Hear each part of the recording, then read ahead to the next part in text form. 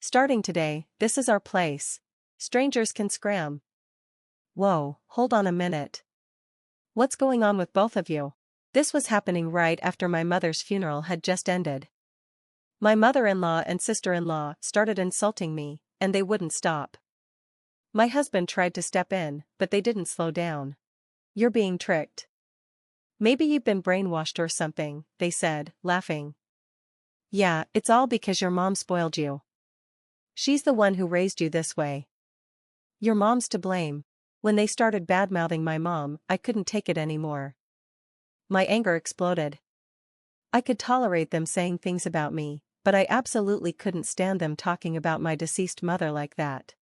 My name is Kathy, I'm 35 years old. I met my husband, David, who's a year older than me, at work, and we got married 5 years ago. I used to live with my mom and my husband. Looking back, a lot has happened in these past 5 years. 5 years ago, I was working at the real estate company my father owned. I've always been interested in how money and people move, so I studied economics in college and applied what I learned to my work. However, there were always people who looked at my success differently. Some thought it was because of my abilities, while others believed it was just because of my parents' influence. For example, when people talked about me, they'd often refer to me as the boss's daughter instead of using my name. On top of that, my husband was the top salesperson at the company, and he was popular with many women. I'd often get cold looks from people because of that. Of course, I know my success wasn't just because of my own efforts. It was also thanks to the cooperation of those around me. Still, being constantly labeled as the boss's daughter really frustrated me. Then, while I was dealing with these feelings, my father passed away. My brother took over as president, and the harsh stares toward me became even worse. You must have messed up, that's why your brother's the president now. Guess we'll have to call you the president's sister, right? Normally, I would have just been frustrated, but at that time, I had just lost my father.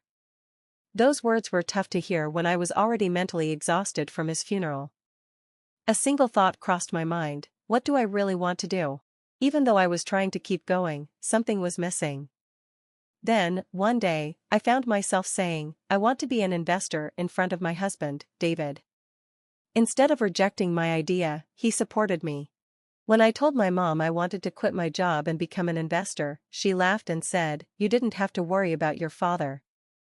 You should have done what you loved from the start." Despite my father's recent death, seeing my mom's smile made me realize that I had been focusing too much on the negatives. I began to realize that other people's opinions didn't really matter anymore. While I was busy with funeral arrangements, settling the estate, moving, and other tasks, I started my journey as an investor. Of course, things didn't go perfectly at first, but my calm and supportive husband, along with my encouraging mother, were there for me every step of the way. Thanks to their support, the investments I made with my savings and my father's inheritance turned out well. After a few years, my income had grown significantly compared to when I was working at my previous job.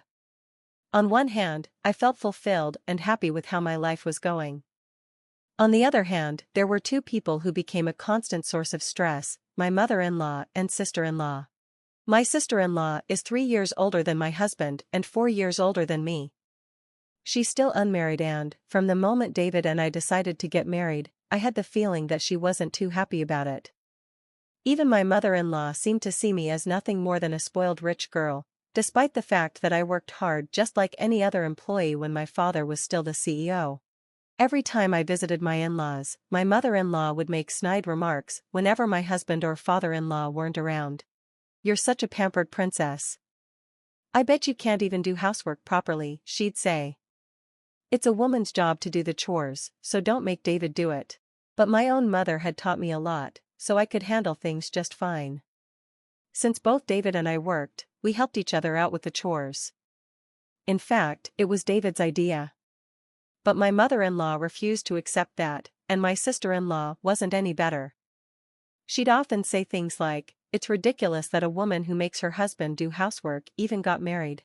Things got even worse after my father-in-law passed away. "It must be nice, huh? Living off David's money and doing nothing at home," my sister-in-law would sneer. "I have to deal with so much since my husband is gone, while you live so freely, Kathy. Mother-in-law, as I've told you before, I make my own living as an investor, I'd respond. I'm not slacking off at all. In fact, I have even less free time than I did when I had a regular job. But she'd continue to be fixated on money, especially after my father-in-law's death. She even demanded, if you're really making money, at least give me an allowance. And you can't even have kids? You're a useless wife. With her fixation on money, my mother-in-law seemed to resent the fact that, despite what she considered my privileged and lazy lifestyle, I wasn't under any financial strain. I had become less socially active as I focused more on my work as an investor, but that didn't mean I planned to give my mother-in-law any money. She always acted like she was struggling, yet every time I visited my in-laws, I saw more luxury items around their house. It was obvious where the money would go if I gave it to her. I loved David, he never doubted others and had never done anything to make me doubt him, so I decided not to tell him about the way his family was treating me. There was one time, however, when I confided in my own mother. I asked her, why can't I have children? The uncertainty weighed on me as I approached 35, and my mother-in-law's constant questions about when I was going to have a baby only added to the pressure. Her words, calling me good for nothing, kept echoing in my mind, and I finally broke down in front of my mom. My mother looked puzzled at my outburst. Well, I had you when I was 35, so it's okay. God will give you the right timing, I'm sure, she said, her words comforting me. After that, even when my mother-in-law mentioned children, I was able to reassure myself, children are a gift, and they'll come when the time is right. Just when life seemed to be settling down after those 5 difficult years, tragedy struck. My mother passed away suddenly from a subarachnoid hemorrhage. Losing her, the person who had always been my source of strength, plunged me into deep grief. David, who had lived with my mother for several years, was also hit hard, even though he stayed kind and supportive. We had barely started processing the loss when the funeral took place. Many people came to pay their respects to my mother, who had worked as an executive at my family's company, even after my father had passed away. Among the attendees were my mother-in-law and sister-in-law. To my shock, they didn't even offer condolences. Instead, they just signed the register, as if their presence was a formality. When David returned to the scene, their behavior changed instantly. You may be going through a tough time, but Kathy's pain must be greater, they said, pretending to care about me in front of him. I was emotionally exhausted from the funeral and the past few days when, later at home, the doorbell rang. David, always considerate, answered the door and found my mother-in-law and sister-in-law standing there. Thinking they had come to comfort me, he welcomed them in without hesitation, but as soon as they entered the living room, they looked at me with disdain and then said something completely unexpected. Starting today, this is our home, outsiders should leave, my mother-in-law declared. Mom, David exclaimed in shock, but she kept talking. Up until now, we tolerated you because your mother was here, but now, only unemployed Kathy is left. If you stay with a woman like her, you'll be ruined. We'll live with you now, so you should divorce Kathy. What are you saying, Mom? And what do you mean by unemployed? I've told you many times, Kathy is an investor, David protested. When you say investor, it sounds like a real job, but all she does is play around buying and selling stocks. How can a woman like that be a good wife? You can do much better, my mother-in-law replied. David, clearly upset, asked, what do you mean by badmouthing Kathy? What are you trying to say? Kathy earns her own money, don't call it playing around. You've been brainwashed, my sister-in-law chimed in. It's because she's been with her mother all the time. Kathy's mom spoiled her, and now she's turned out like this. I get why you want to defend her, David, but it's her mom's fault for raising her like this. At that moment, my anger, which had been simmering, finally exploded. I could tolerate them insulting me, but I would never tolerate them speaking ill of my deceased mother. Stop speaking badly about my mother, I shouted, unable to hold back any longer. I was furious, glaring at my mother-in-law and sister-in-law, but instead of showing fear, they just smirked. Okay, I get it. You don't like us talking about your mom, huh? My mother-in-law sneered. Now that the mom who spoiled you and let you be a shut-in is gone, it must be hard to hear the truth.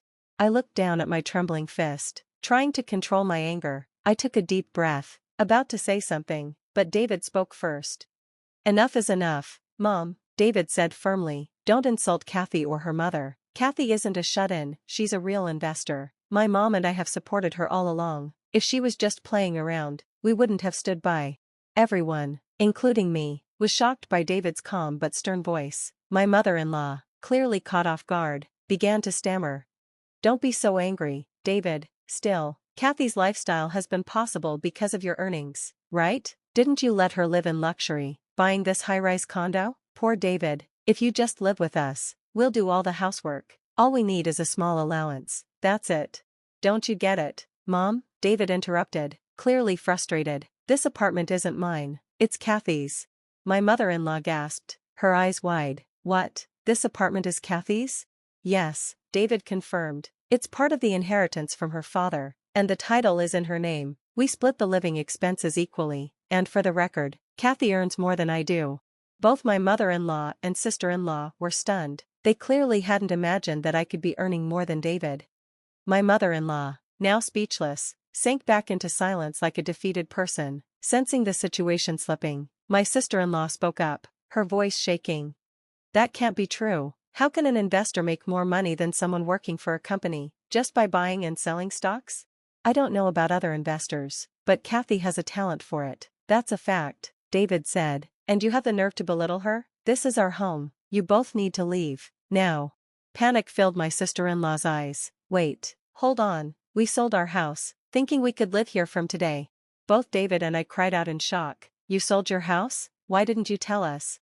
We thought we could live here with you, she admitted. We didn't have money, and I quit my job assuming you'd help us out. If you don't let us stay, we're in serious trouble. Mom, say something, she pleaded, shaking her dazed mother. But my mother-in-law, still in shock from David's words, remained unresponsive, desperate. My sister-in-law turned to me, clinging to my arm. Kathy, please, I'm sorry, talk to David for us. We can't survive like this. You said you sold your house, which means you should have plenty of money for now, I replied coldly. Hearing this, my sister-in-law snapped, her tone flipping from pleading to angry. Don't get smart. Just because your investments did well doesn't mean you can talk back. Don't get carried away.